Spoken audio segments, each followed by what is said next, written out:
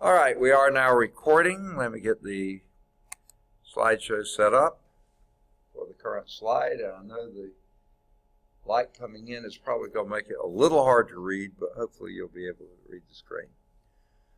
Okay, last time we looked at different intervals for a solution on an initial value problem. Now we're going to look at a second order initial value problem. I think this is where we left off before, right? Example 3 on page 15 in section 1.2. First, are there any questions on anything we've done so far? Yeah.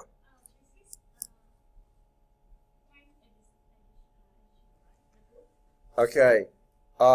This is the 10th edition, and I can't remember its copyright date. It's 2013. There may be a new edition out now. If you have it, that'll be fine.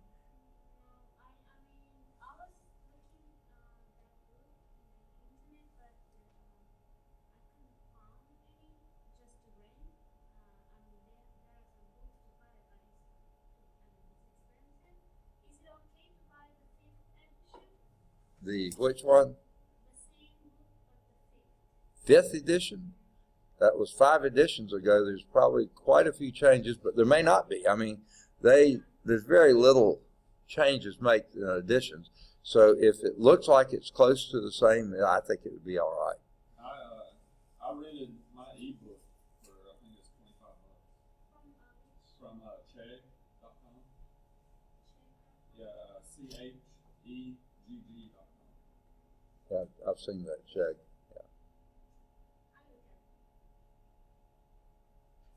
Okay. What's that? 8? 80. Okay, I was going to say, whoa here. Okay. Steal this book. Never mind. There was actually, y'all remember a 1960s character? Boy, if I can remember his name.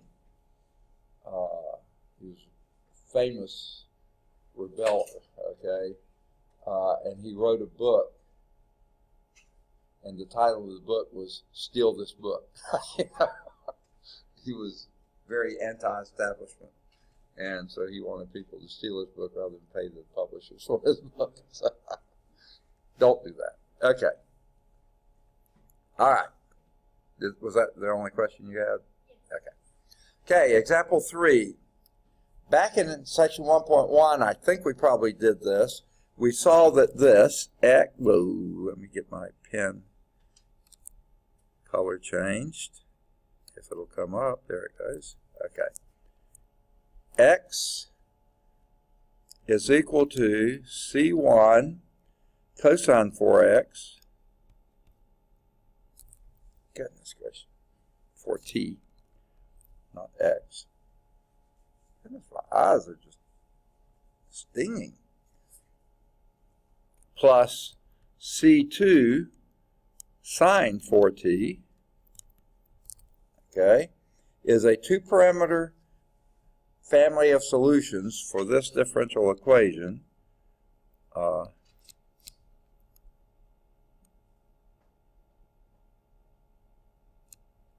Here's the differential equation.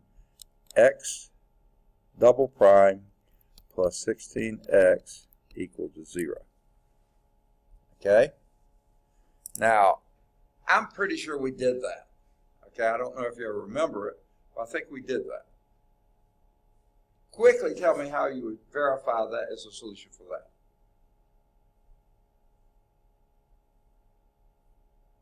First step.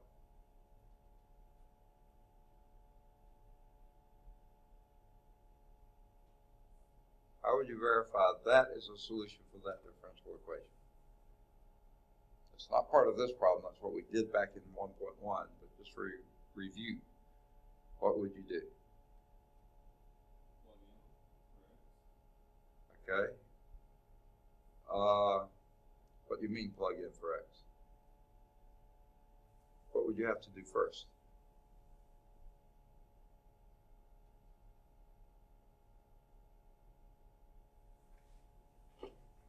You're right. This x goes in after the 16 here. you can't plug this in here. Why not? You got to take a derivative. One derivative, first derivative, but then you got to take the second derivative. And when you do this is just sort of looking ahead, hopefully remembering, the first derivative of this would be minus C1 minus 4C1 sine 4t, right? First derivative of this, chain rule, minus 4C1 sine 4t plus 4C2 cosine 4t. That's the first derivative. You take the second derivative,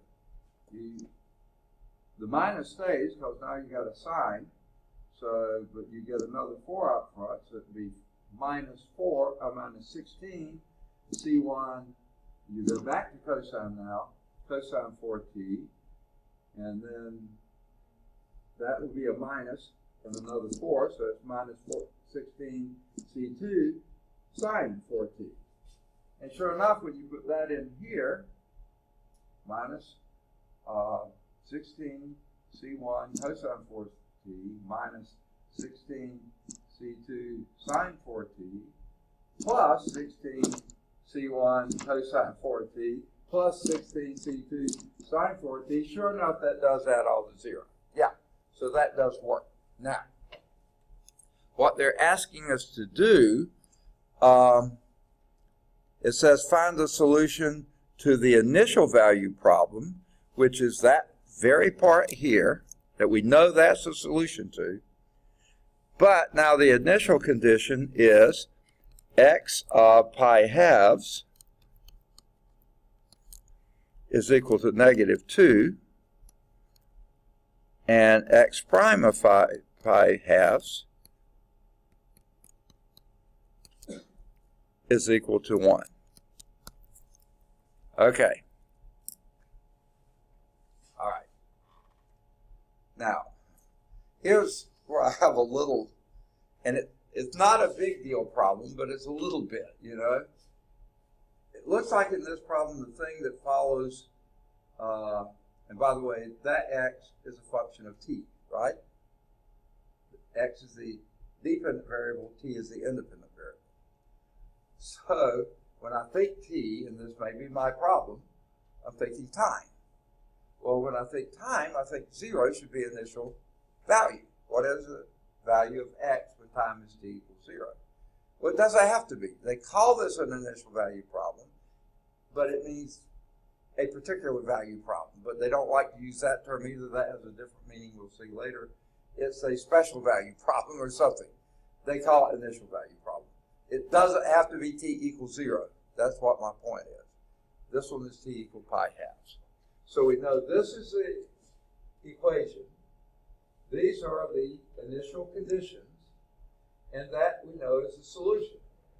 So what it says, find the solution for that initial value problem. What do you understand the meaning by that? That's certainly a solution for that, but it's not a solution for the initial value problem. It's a solution for the same differential equation. What do they mean by finding a solution for that problem with the initial values in it?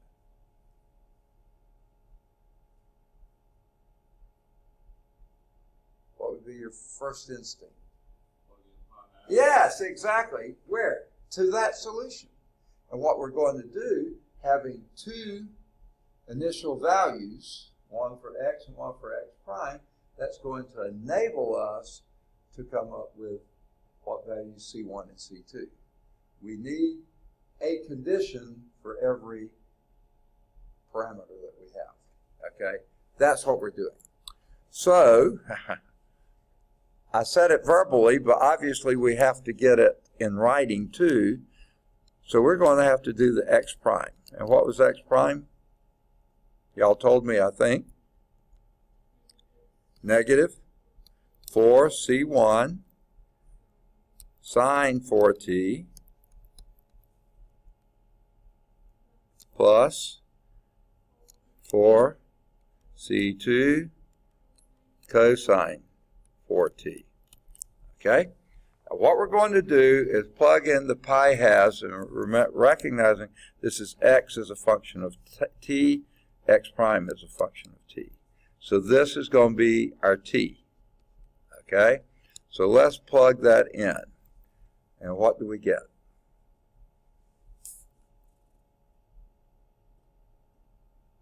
Plug it in, plug it in.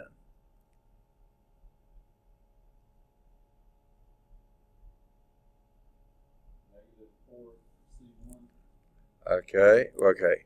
Are you doing the primum first? Yeah, let's do the x. I mean, it doesn't matter. Got to do them both anyway. C1 cosine of what? You probably said it. I just didn't hear. 2 pi, that's it exactly. 2 pi plus C2 sine of 2 pi. Okay? Is equal to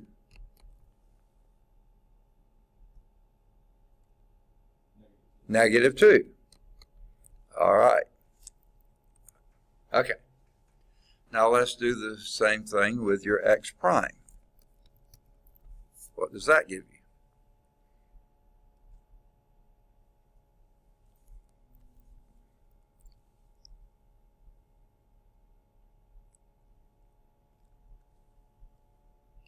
Well, time out a minute. Since we got that up there, let's go on and figure out what cosine of 2 pi is and sine of 2 pi. We know those, right? Sure we do. We've had trig, haven't we? Okay. What does the first one tell us? What is cosine of 2 pi?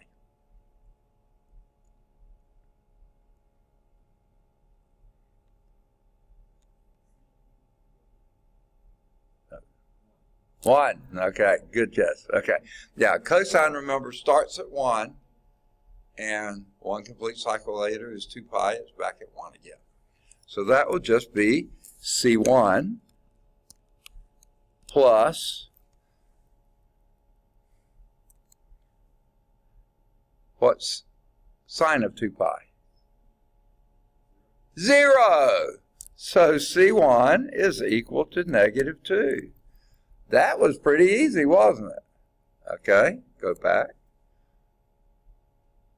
This is driving me nuts. Okay, so C1 is equal to -2.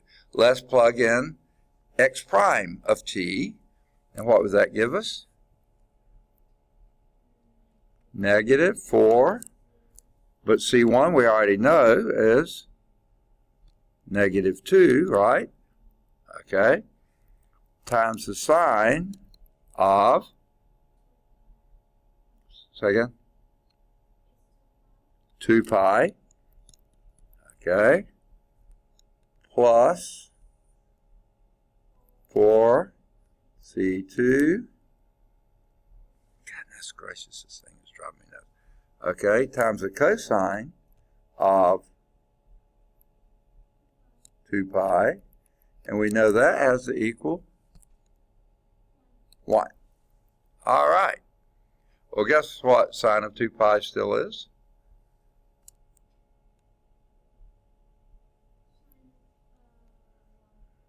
Sine of 2 pi. 0. Okay, this is still 0, so it doesn't matter about that. Over here we have 4C2. What's cosine of 2 pi? 1. So that's times 1 is equal to 1. So 4C2 is equal to 1. That implies that C2 is equal to 1/4. So what is our solution? X of t is equal to, C1 is -2 cosine 4t plus 1/4 sine of 4t. There is the solution we have that fits that initial condition. Fits this differential equation up there, and fits that those two boundary conditions. I like to call them boundary, really initial conditions. Those two conditions that tells us This is the curve out of that whole family of curves that you could draw with C1s and C2s. This is the one you choose. Okay? So that should be our solution. How did they do? X is equal to negative 2 cosine 4t plus 1/4 sine 4t. That's the solution we need. Now, any questions on that? Plug and chug. All right. Existence and uniqueness. Two fundamental questions arise in considering initial value problems.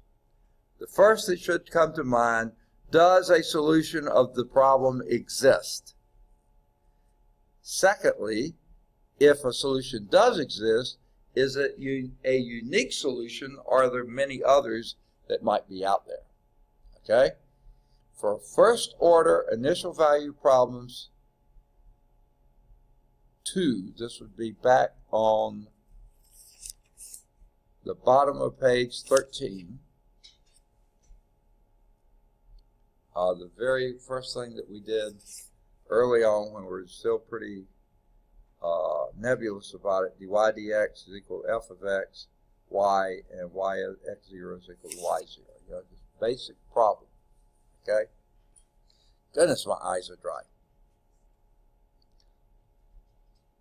For that first order initial value problem, we ask for existence. Does the differential equation dy dx equal f of xy possess solutions? Do any of those solutions pass through the point x0, y0? So, two questions there. First, does that first equation, and I think I'll go to a clean page and write these down. Okay? Here was our situation. Make sure they're phrasing it the same way. Yeah.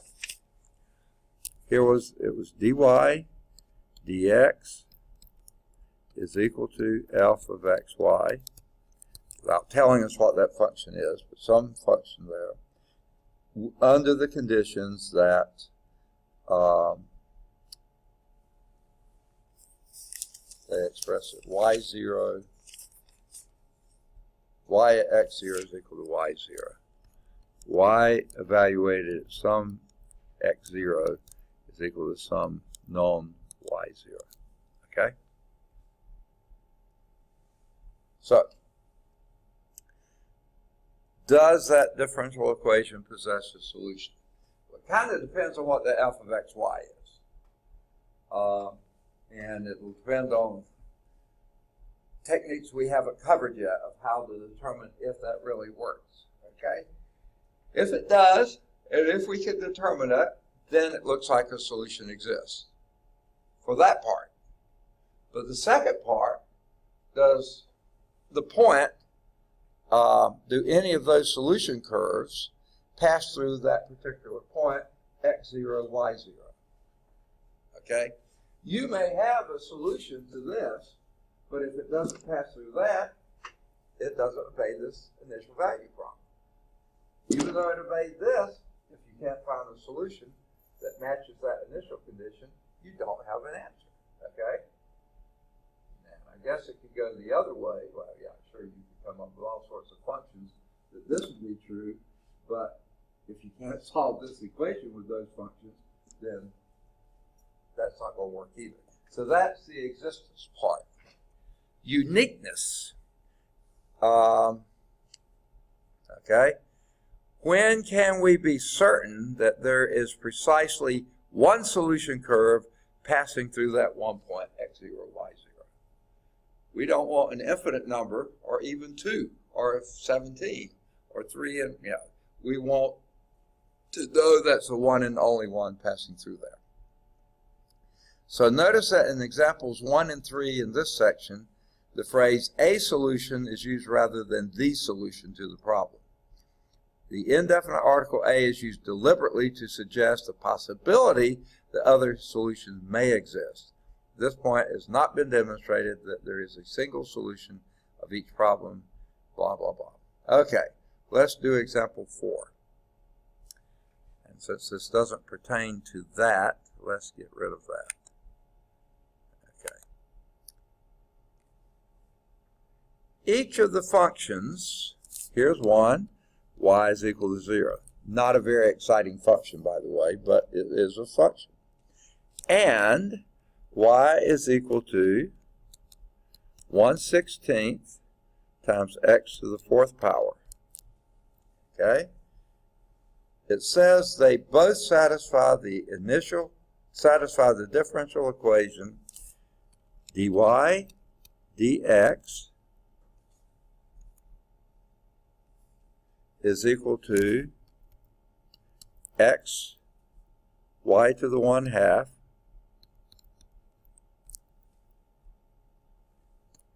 with the condition y of 0 is equal to 0.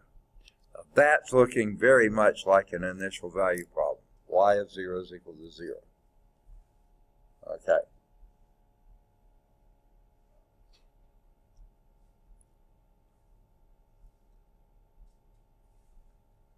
All right. Do you buy that, or do you feel like we need to make sure?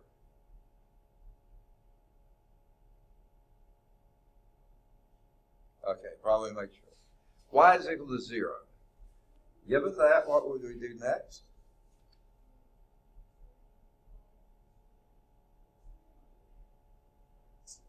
Second, take a derivative, is that right? Yeah. Take a derivative. What's the derivative? If y is equal to 0, what's dy dx? 0, okay? Y is equal to 0 is a function that's a horizontal line on the x-axis, right? Y is always equal to 0. What's the derivative of that, of the slope of that line? 0, okay.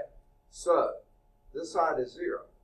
Over there, we've got that, by the way, in evaluating that, then if y is equal to 0,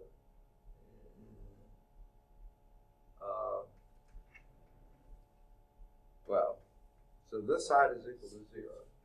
Here we don't know what the x is. That's indicating so far that any value of x you plug in there should work. But if y is equal to 0, then the square root of y is equal to 0. 0 is equal to 0. That one works. It also is true that when x is equal to 0, y is equal to 0. Because y is always equal to 0. So it fits the differential equation and it fits the initial value problem. Okay? So it meets both conditions. How about that second one? First thing we're going to have to do is take a derivative. Dy dx is equal to, I don't know if I should have said this or not, but last term when I was teaching the class, y'all know Cameron Hale? Okay. He was quite often the only student in the class, and he had been in several of my other classes too, usually with more students in them than that. But I think this class is especially true. It seemed like maybe it had come up in calculus or somewhere else before. When I had told the class, it's kind of like in Sunday school, when you're teaching little kids and you ask them a question, there's always going to be one kid that's answer going to be Jesus. You know, no matter what the question is, they're going to answer that. And it's usually a pretty safe answer, right? Well, in this course, when I asked the question, pretty safe is take a derivative, right? Hasn't that been the answer to most of them? Take a derivative. So you can almost use that. I won't make that comparison. Okay, never mind. Okay, so let's take a derivative. What do you get for the second one? This one, if you take a derivative.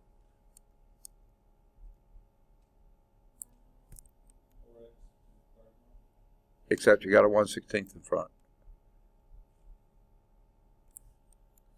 There's your y. Say again? 1 over 4 x to the cubed. Right. Got it. Okay? Now, since we're there, let's go on and do the second part, which is y of 0, and see what that gives us. Y of 0 would be what? Plugging in here. In other words, when x equals 0, what's y?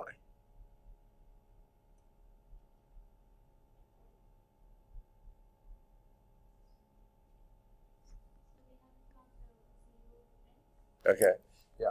See, we did it here, but it was so easy. I just talked about it. Here we're actually plugging in. Y evaluated at x is equal to 0 would be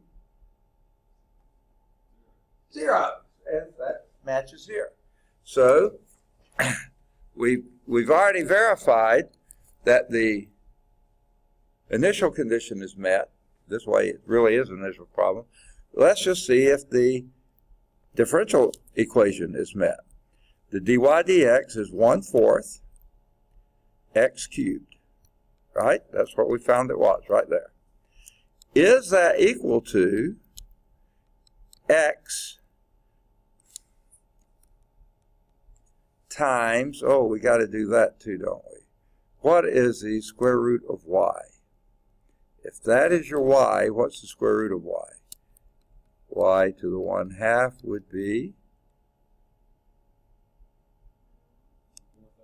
1/4 x squared. Very good. So x times 1/4 x squared. And what does that give us?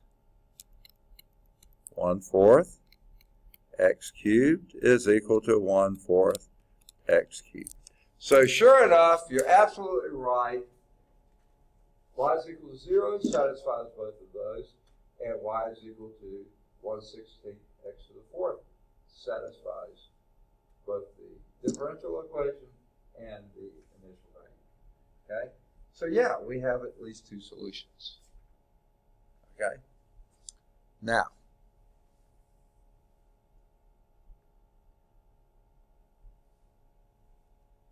the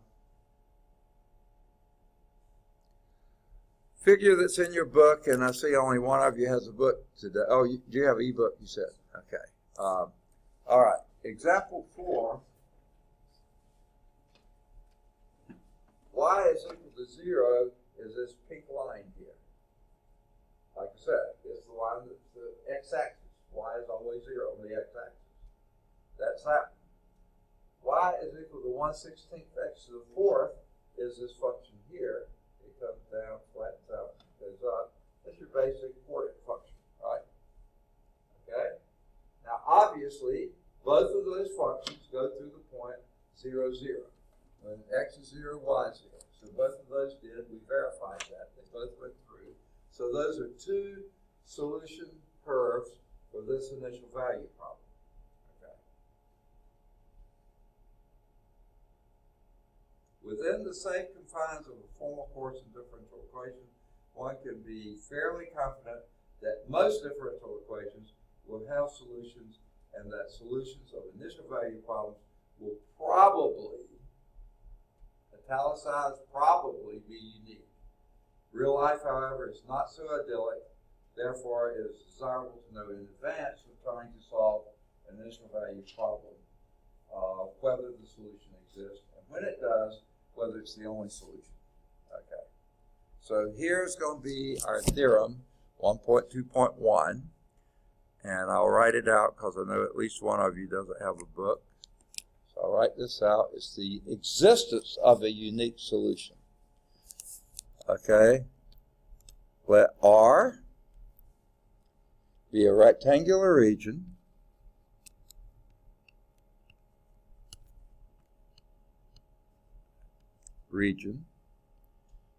in the xy plane.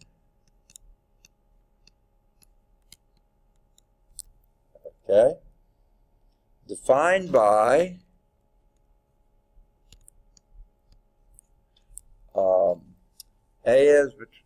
x is between A and B, and I bet you y is between C and D. Okay. We call that a rectangular region. Don't know the lengths of those, but okay. Oh yeah, they said rectangular region. Yeah, we call it that. That contains some point x0, y0.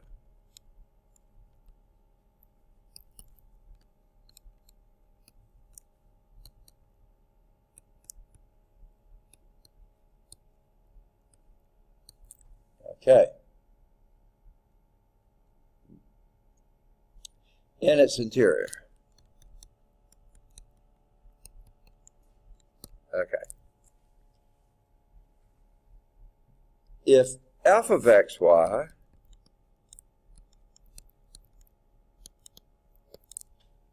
okay, and whoops,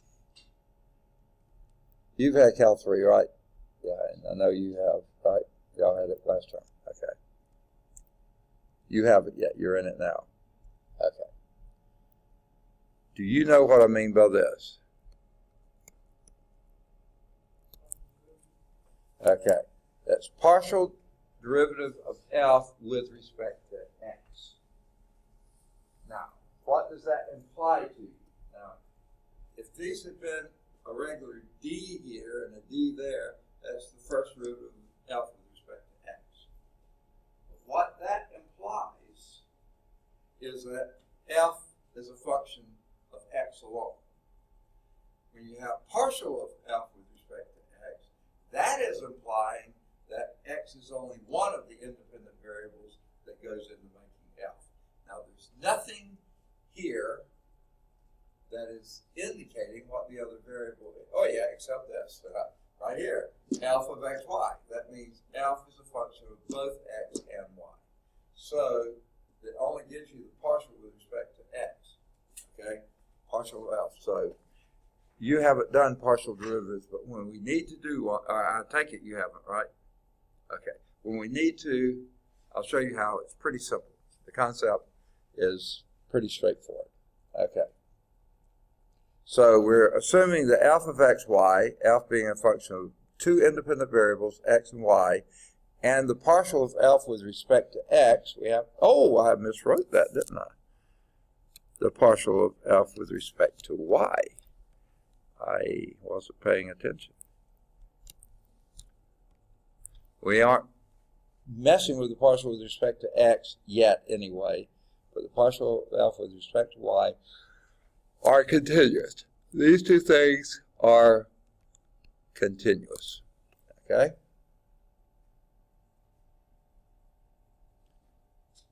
Continuous on R. On this rectangular region R. A being from, X being from A to B, Y being from C to D. That puts the point X0 somewhere in between A and B, and Y0 somewhere in between C and D. Okay.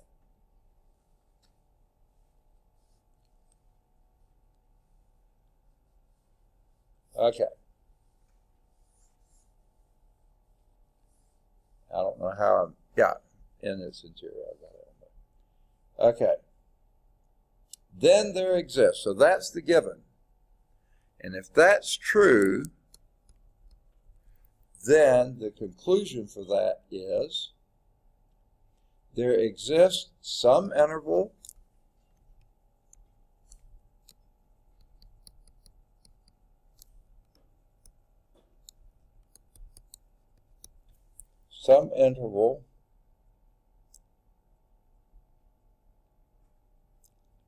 I0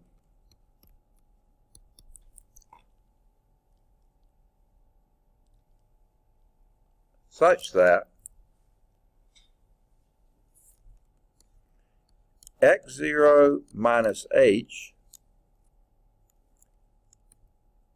x0 plus h, okay, as long as h is greater than 0, contained in AB, the interval A to B,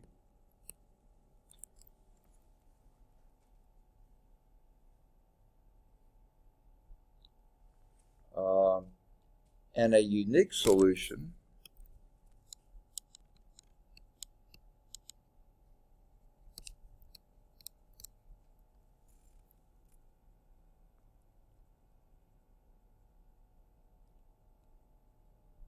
y of x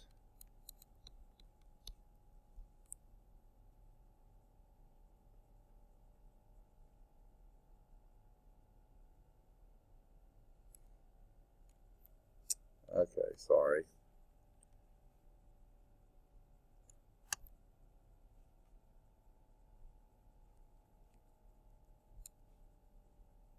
I was trying to find my place in the problem, and my hand slipped. I've got a mark there that I can't get rid of. So I guess we'll live with it. Okay, because I got lost where we were. And the unique solution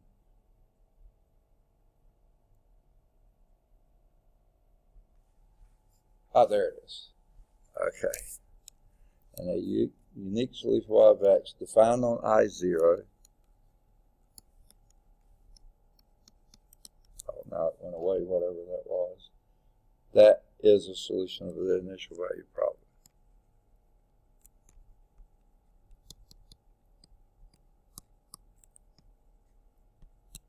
Initial value problem. And that's problem number 2, that thing we had at the very beginning.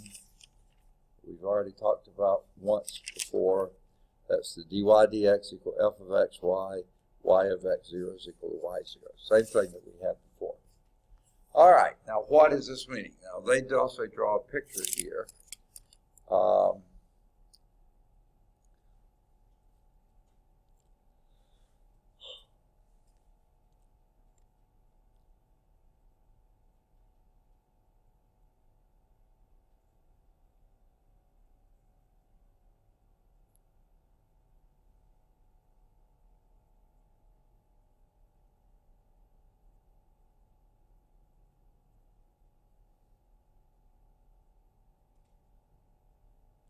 Okay. I was trying to think of a way to condense this, because to me this reads like a lot of weasel words. Okay. Now, I was trying to see, because I don't know if this is helpful or not, but I'm going to try to. I hate drawing 3 dimensions. I just really do. This is the x, this is the y, and this is the f of xy. You could call it z, but let's just call it f of xy for now. Okay. Now, your x is somewhere between a and b. They show it being positive in the figure on the book, so I'll keep it positive. A to b, so x is somewhere on there.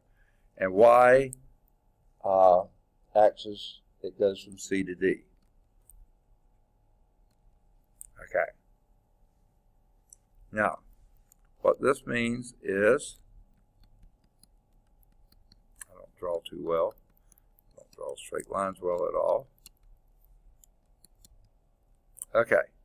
This is the region of interest. This is our interval I think.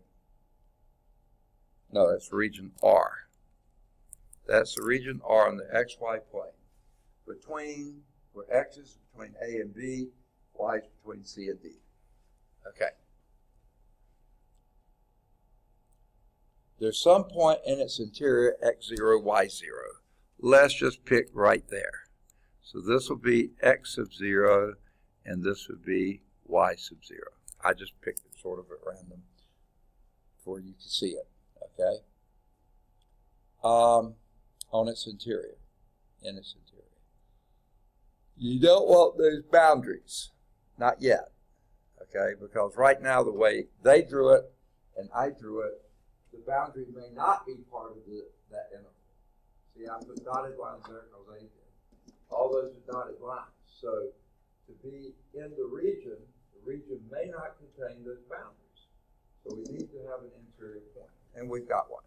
Okay.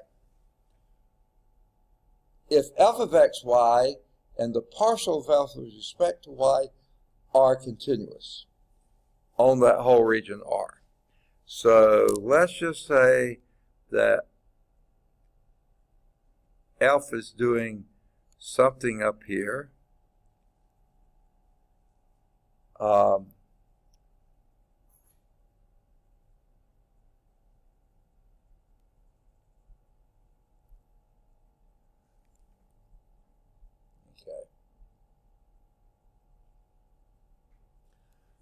trying to think of a good way to draw this. Let's just there's some shape this way, and this way, and this. It could be going up, down, whatever is happening. That's your F somewhere up there. Okay? That's pretty ugly, isn't it? Okay? Now, this F is continuous, so inside this region, everything's continuous. There's no holes in there. There's no infinite peaks that don't have values. Everything is defined. Okay? That's what the f of x, y being continuous. Now, what do we mean by the partial of f with respect to y?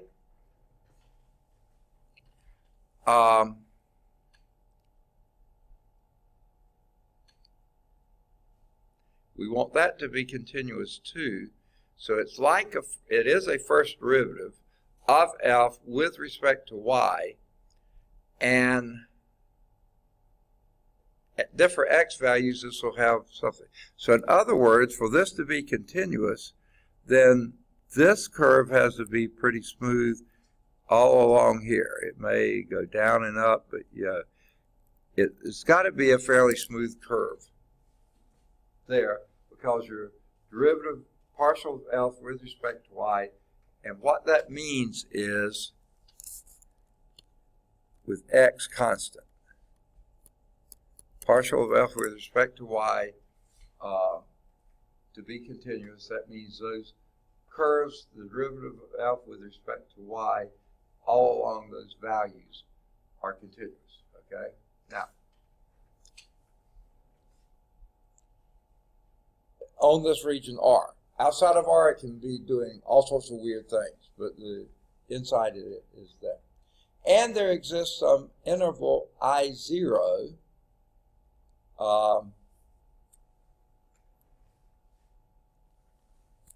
and the I0 would include X0 in both the plus and the minus direction.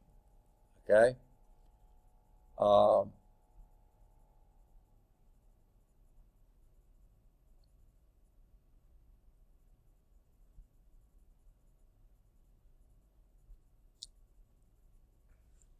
There exists some interval I0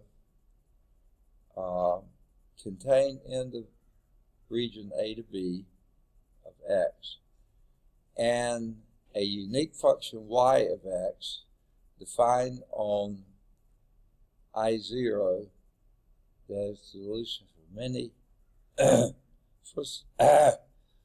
solution of the initial value. I'm not sure that helped any. Okay?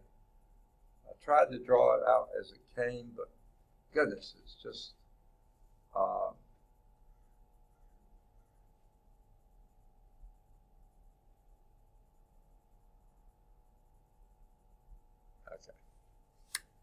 Let's do example 5. Okay?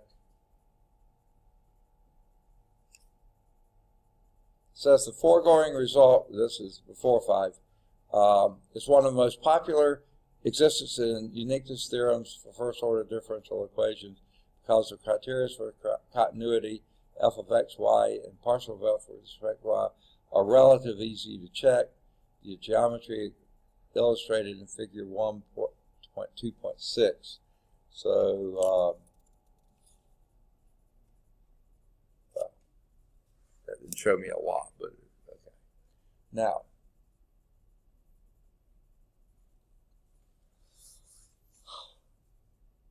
let's do example 5. I've got to erase all this, and I almost want to say good riddance. Okay? What a blob of words. We saw in example 4 that the differential equation dy dx is equal to xy to the 1/2.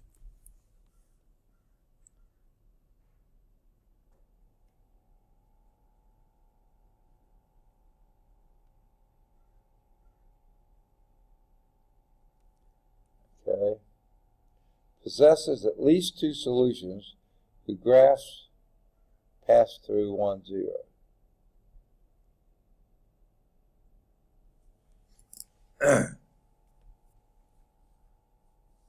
This is driving me nuts.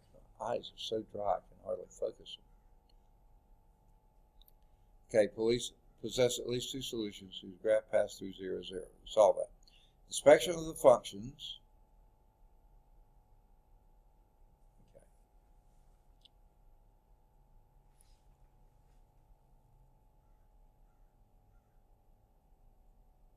All right.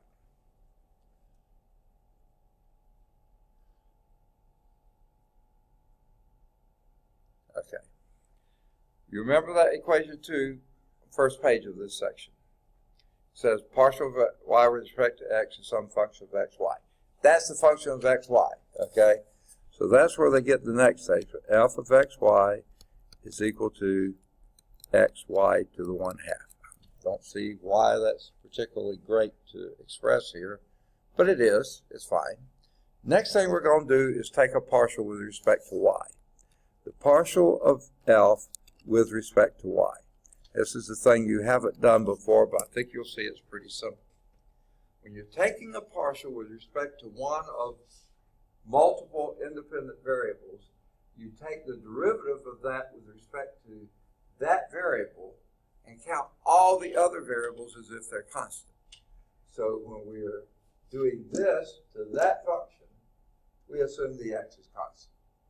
Because we're not taking with respect to x, only with y, so we're leaving x constant. So if that were, x were a constant, what would be the derivative with respect to y? This function here.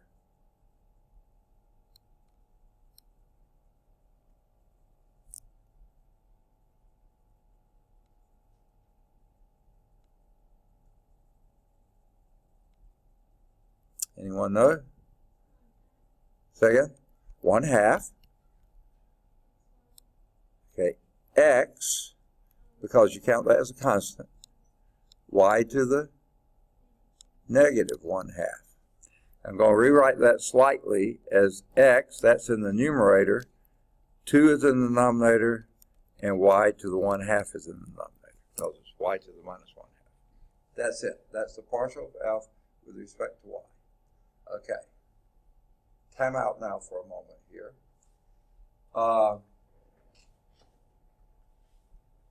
Let's think about this a moment.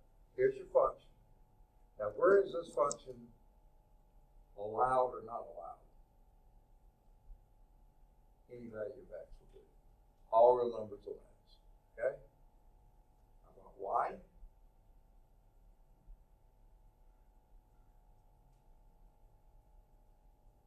Taking the square root of y. What can you not do with the square root?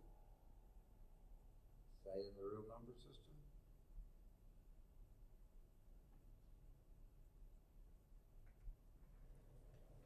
Not been that long, has it? What's your only limitation of y is square root of y? It can be 0. Up there, okay? It can't be, y can't be less than 0, right? But remember our boundaries? They chose x is 0s and y is 0. So we're okay there. Just as long as y wasn't a negative number. You can't take the square root of a negative number. Not in any real number space. Okay? So that part is okay.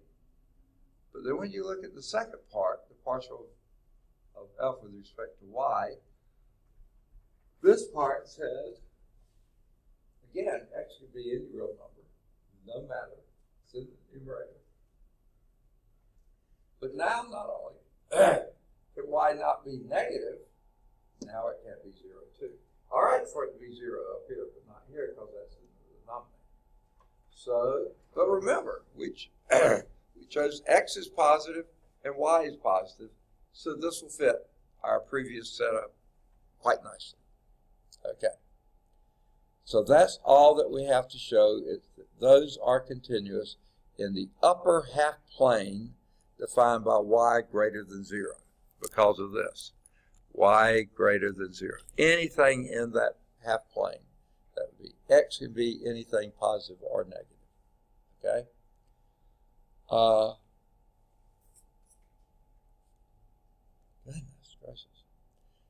Hence, that theorem, top of the page there, enables us to conclude that through any point x0, y0, as long as y0 is greater than 0, in the upper half plane there is some interval centered on x0. Sorry.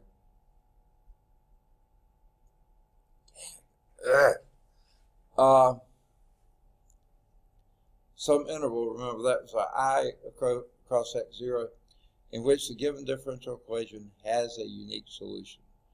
Thus, for example, even without solving it, we know that there exists some interval centered at u, centered at 2, where that came from, centered at 2, on which the initial value problem, dx dy,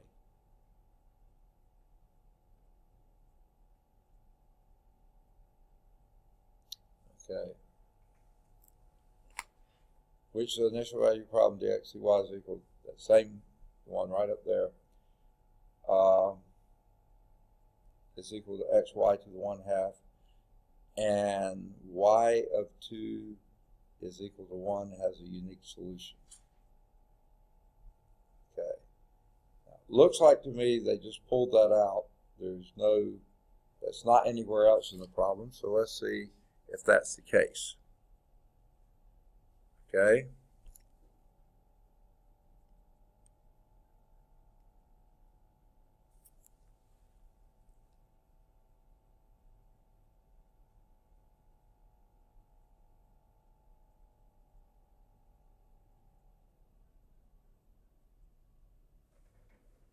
Okay, where did they get the term 2-1?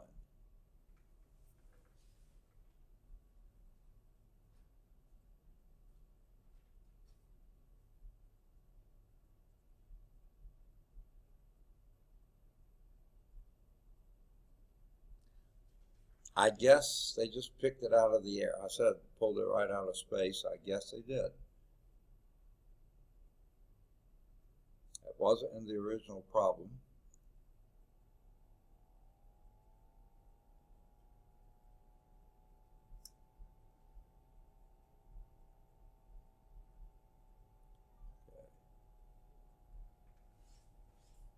Got it. Okay.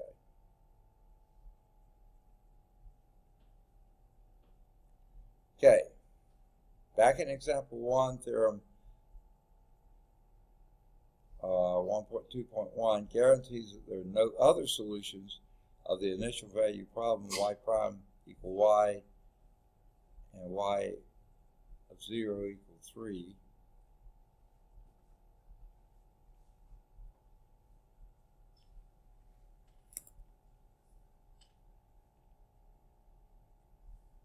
Okay.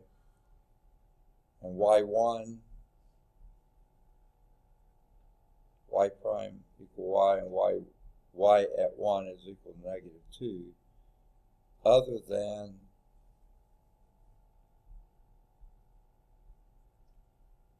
y is equal to 3e to the x, y is equal to -2e to the x minus 1, respectively. Okay, let me see.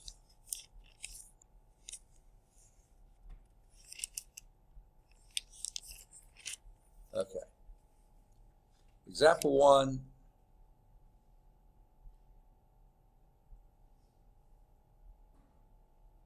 We came up with 2 solutions, a 2-parameter system.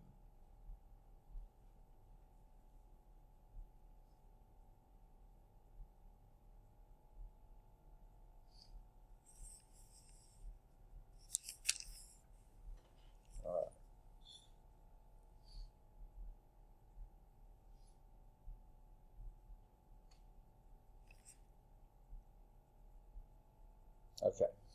Example 1, the first order differential equation is y prime is equal to y. Okay. And all the solutions were defined on the interval minus infinity to infinity. We impose an initial value condition, say y of 0 equal 3, okay, you get a solution.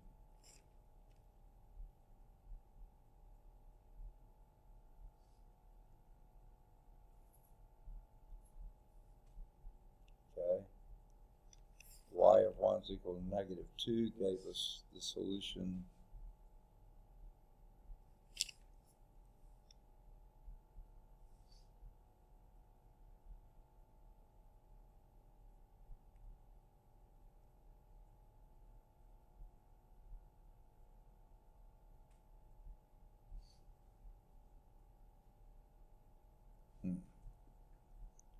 It's just repeating example 1.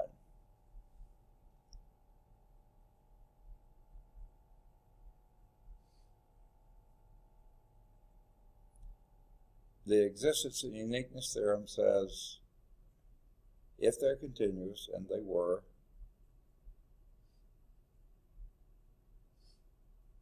there is a unique function to find that solution to the initial value problem. Okay, we have two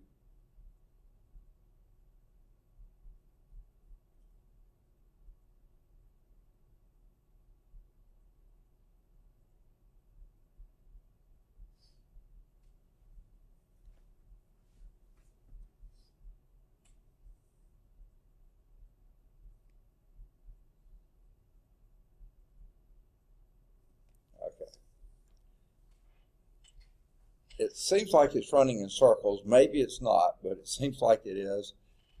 We had already shown that that was the solution for example 1.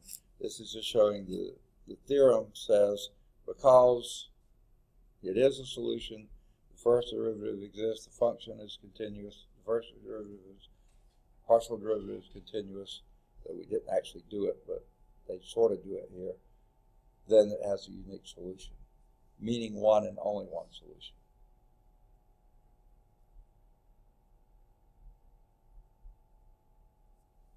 Okay. Interval of existence and uniqueness. I think this is just talking about generalities here.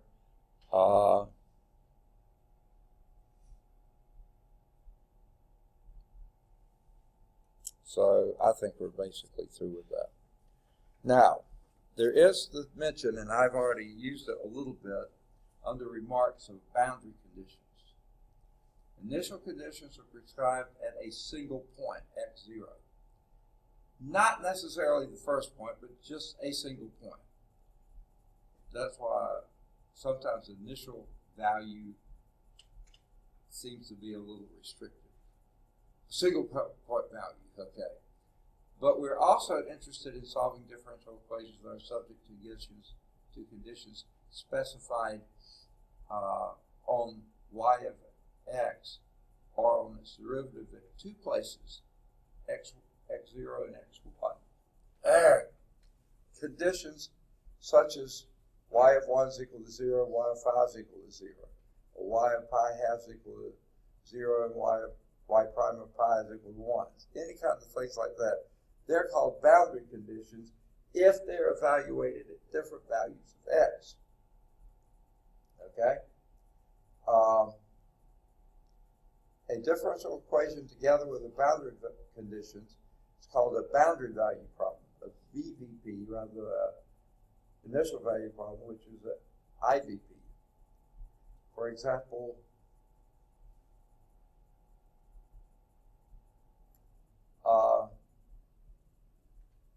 this is just a typical physics wave type problem. Y double prime plus lambda y is equal to 0. There's your differential equation.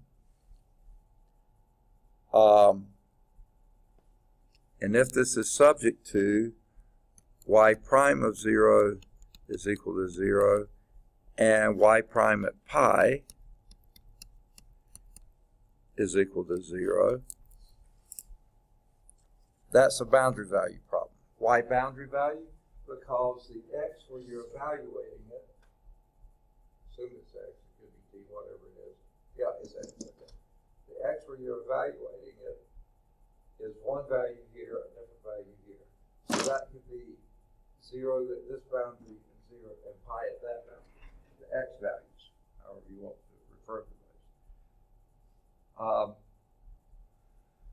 Basically, that would then define your interval over which this function that you're dealing with the function, because you don't want to go x is below 0 yet or above pi yet, unless you see that everything is fulfilled, all the requirements are met outside the boundaries as well. Okay, they're just bringing it up. That shows up again in chapters 4 and 5. So it really is not necessarily too much with them, but since we had already mentioned it, I thought I'd do it here. So here's exercise set 1.2. Do number 1. Do either 3 or 5. Sorry. Or both. Either 7 or 9 or both. Either 11 or 13 or both. Do 15. Okay. Do any of the odds 17 to 23. Either 25 or 27. And I'd say any of the odds 29 to 33. Okay, some of those are a little more difficult, some are pretty straightforward. Okay, then do either 35 or 37 or both. They both have graphs with them. Okay, and then do any of the odds 39 to 43. And then you don't need to worry about these, but you might read through some of them to see if they might contain a potential paper topic. That's the discussion problems at the end of the problem set.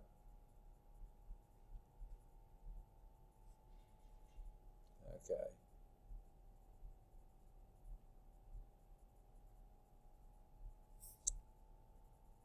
And again, those are more discussion, think through problems.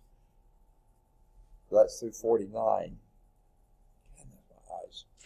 And then 51 is a mathematical model, population growth. And if that's something you might run into sometime in your field of study, that would be worth looking at as well.